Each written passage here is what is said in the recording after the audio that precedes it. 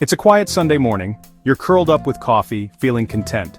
You pick up your phone for a quick scroll, just a peek. Suddenly, you see a friend's dream vacation, a colleague's big promotion, a neighbor's stunning kitchen. That contentment evaporates, replaced by a sting in your chest. It's the ache of comparison, the sense of not measuring up. We've all felt it, that drop in self-worth when faced with someone else's highlight. It's isolating, and it makes us question ourselves. What am I doing wrong?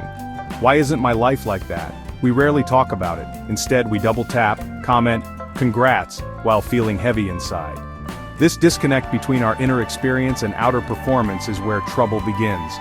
We start to believe we're the only ones who feel this way, when in reality, we're all in the same boat. Understanding this feeling is the first step out.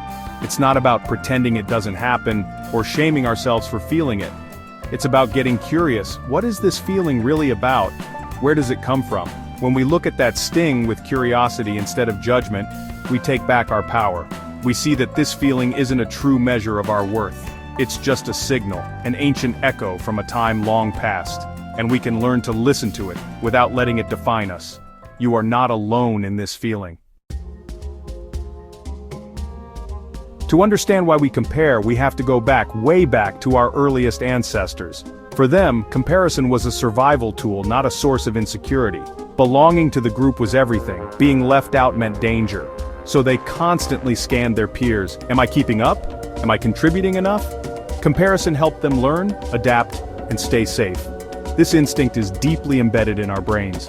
Our ancient wiring doesn't realize we now live among billions, not just a small tribe. It still tries to keep us safe by making sure we fit in.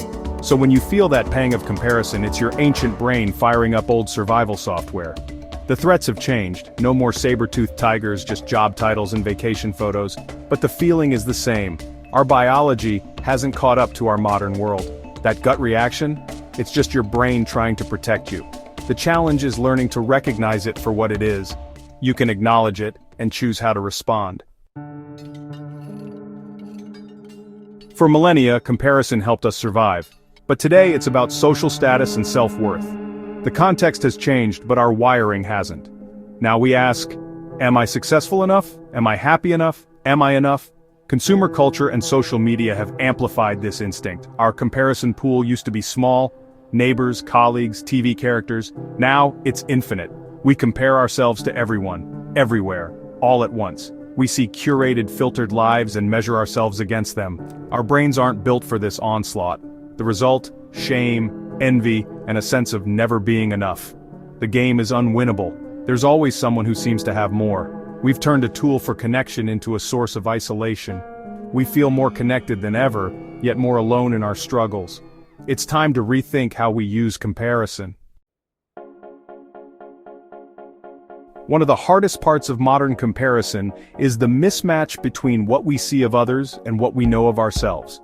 We live our own messy, unfiltered reality, arguments, anxieties, laundry piles, but we only see others' highlight reels, the vacations, promotions, perfect family photos. We compare our raw footage to their polished trailers. It's an unfair game. Our brains don't always see the editing, the filters, the dozens of discarded shots. We just see a gap and feel like we're falling behind. This creates a skewed reality where we think we're the only ones struggling. We start to hide our own mess, believing it's a sign of failure. But everyone has a behind the scenes.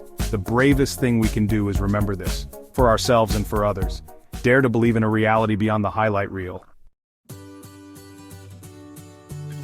Modern comparison isn't just unfair, it's flawed. We compare our chapter 3 to someone else's chapter 27 and feel inadequate. We forget they had a chapter 3 too. We compare our weaknesses to others' strengths, ignoring our own gifts. It's like a fish judging itself for not climbing a tree. We also adopt external definitions of success without asking if they fit our values. We see the big house, the fancy job, and assume happiness, but we don't know their story. To step out of this game, we must define success for ourselves. Celebrate others' wins, but run your own race. There's a fine line between inspiration and toxic comparison.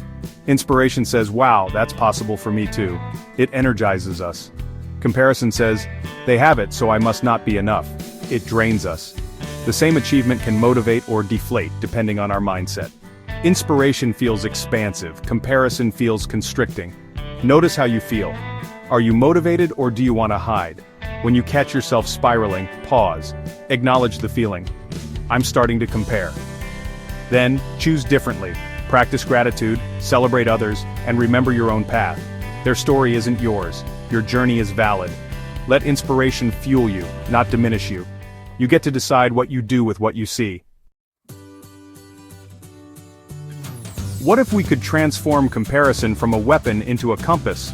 When you feel envy or inadequacy, get curious. That feeling points to something you value or desire.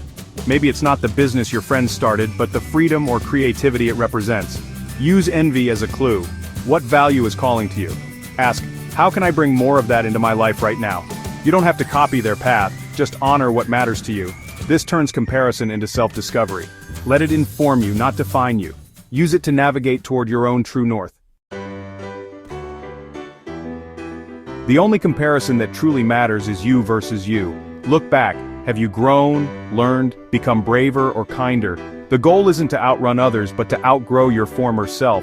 When you focus inward, the noise fades. You're no longer running someone else's race. This isn't complacency, it's striving for the right things: growth, courage, connection.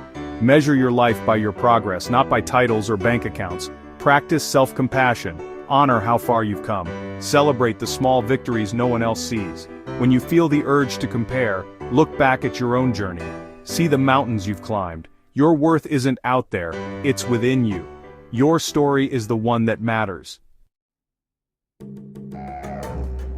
The antidote to toxic comparison is true belonging, showing up as your authentic, imperfect self. Our sense of belonging can never be greater than our self-acceptance. When we compare, we abandon our own story. The path back is owning our story, triumphs, struggles, highlights, and behind the scenes. Stand in your truth. The need to compare fades when you validate yourself from within. Be your own cheerleader and compassionate friend. When comparison stings, notice it. Share it with someone you trust. Speaking it out loud dissolves shame and reminds us we're not alone. Let's commit to celebrating our own growth, no matter how small. Cheer each other on from a place of shared humanity. Your story is worthy. Your journey is valid. Let's own our stories and find our way back to ourselves and each other. Comparison can become a celebration of our beautifully imperfect human experience.